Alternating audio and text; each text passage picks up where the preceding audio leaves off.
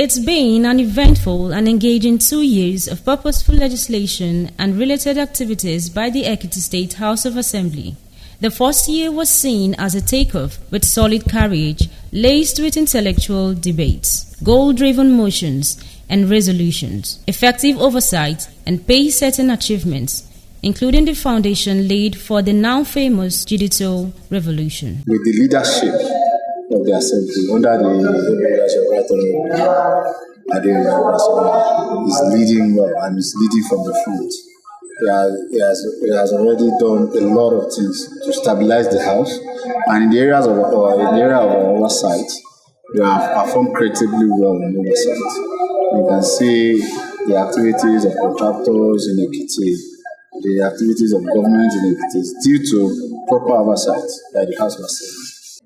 Morris, the first being the best House of Assembly in Nigeria in digital matters. So, and that is to show you that the Seventh Assembly has come of age, and it is a pride of the state that our House of Assembly can be rated the best in terms of digitalization. A number of activities marked out the last 12 months in the life of the Seventh Assembly. One of these was a successful appointment of a substantive clerk chosen within the system. The achievements of this assembly are rooted in unity of purpose and uniformity of aspirations. The assembly, though dominated by All Progressive Congress, told an interesting and unconventional path some months back. Joined by the two Social Democratic Party members in their fold, the lawmakers visited the ruling party secretariat to jointly present a utility vehicle to the party and, on the same day, proceeding to the minority party's office to dole out cash support, both gestures funded from a common purse of their collective contributions. If you look at 7th Assembly, 2 SDP and 24 APC, the leadership managed the two party as a family. He always preached, let us put Ekiti first. And we have synergy, we have good working relationship. And the leadership of the 7th House of Assembly very transparent to every party in the Assembly. That is why you can see it. We are moving as a team. It has been good, it has been well. I was in the last assembly, the 6th assembly. I'm the 7th assembly right now. And I can tell you for a fact that it's been a jolly ride. Everything has been done according to the law. If we have a peaceful state, a peaceful assembly, the members understand what they have come here to do, making laws, oversight functions. We are in agreement, and the governor of the state has made it possible for us to do our job as legislators. I will tell you that it has been wonderful. After the historic activation of the Ekiti State House of Assembly Staff Loans Board in the first year, another round of loan disbursement has taken place, coupled with serialized staff training across various departments, the first of its kind. Another mind-blowing experience in this axis was the recent approval of the Consolidated Legislative Salary Structure, CONLES, by Governor Biodun Oyebanji.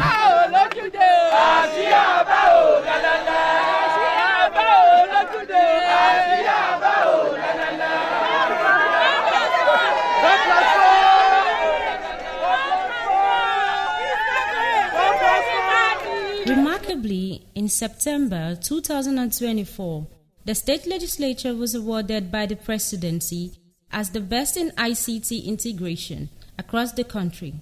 Few weeks back, the assembly took another stride, launching its Wi-Fi facility, which has now created internet access in offices and premises of the Assembly. In November 2024, Ekiti State House of Assembly, supported by the UK Foreign and Commonwealth Development Office, FCDO, and the Policy and Legal Advocacy Center, PLAC, hosted a capacity building workshop for speakers and principal officers in the Southwest. At the program, attended by the Deputy Speaker of the House of Representatives and other top guests, the Southwest speakers adopted the Ekiti State e-Parliament model for replication, while far-reaching resolutions were reached.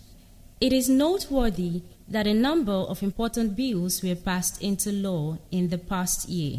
These include the High Court Law of Ekiti State, First Amendment 2024, Ekiti State Anti-Land Grabbing Law, Second Amendment 2024, Ekiti State Pension Reform Law, First Amendment 2025, Ekiti State Public Senior Secondary School Board Law 2025, and Ekiti State House of Assembly Service Commission Loans Board First Amendment Law 2025.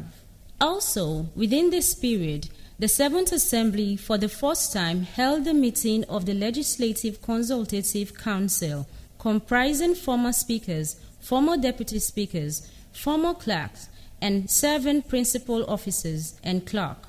I think the most outstanding is our ability to maintain harmonious relationship.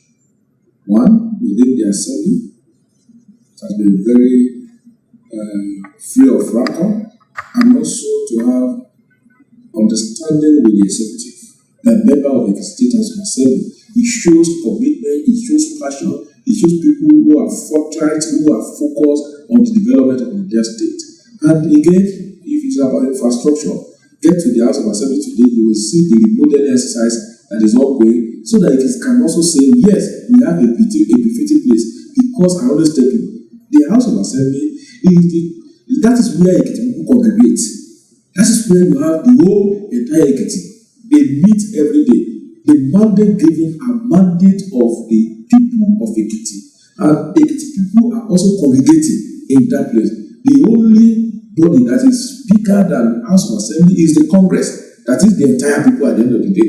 And that is exactly what the House of Assembly is now doing. That, okay, let us even take our parliament to the people at the Congress. What we are having on Wednesday is a Congress where you now have the highest body. That is the highest body. The people are the highest body, no other person. And that's why we are having that session for the highest body, where the people of it can also let us talk. They can always tell us, wow, when I did this that time, I did it this way and it was wrong. And that was why we also come up with what we call the Legislative Constitutive Council, where you have all the past speakers, all the past deputy speakers, all the past clerk of the House, and the current principal officers to meet and also in an advisory role. So that's exactly what we are doing in the State House of Assembly. One important step in the direction of accountability and oversight was the rendering of accounts of stewardship before the legislature by heads of ministries, departments, agencies, and institutions, as well as council chairmen. This step was applauded by relevant stakeholders and Mr. Governor, who himself presented his own account of stewardship, the State of the State Address. Yes, the rendering of account of stewardship here in the Assembly, as I've said, is part of our legislative activities, and we are empowered by the Constitution of Federal Republic of Nigeria to make sure that the funds appropriated to the executive, as I've said, even from the governor, the commissioner, to the local government chairman, and all other political appointees in the executive arm of government, to come and tell the people, not particularly the assembly, because when they come before us, they are actually telling the whole world what they have been able to do with the fund given to them by the people. Oversight functions and constituency engagements to deliver the dividends of democracy to the people at the grassroots have also continued unabated. Another up-to-the-minute acquisition is a 32-seater coastal bus recently purchased to aid collective movement of lawmakers to important functions and oversight activities within and outside the states. The spouses of the Seventh Assembly lawmakers have also been complementing their works with human capital development and empowerment activities across the 26 constituencies in the state. A few months back, the Seventh Assembly reassured itself that its leadership is intact with its vision on track. This House has concurred.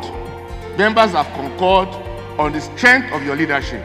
They have affirmed the trust in your leadership. And it's on this purpose that I want members to support me in this motion of vote of confidence on our Speaker, Right Honorable Adeoye Aribasoye.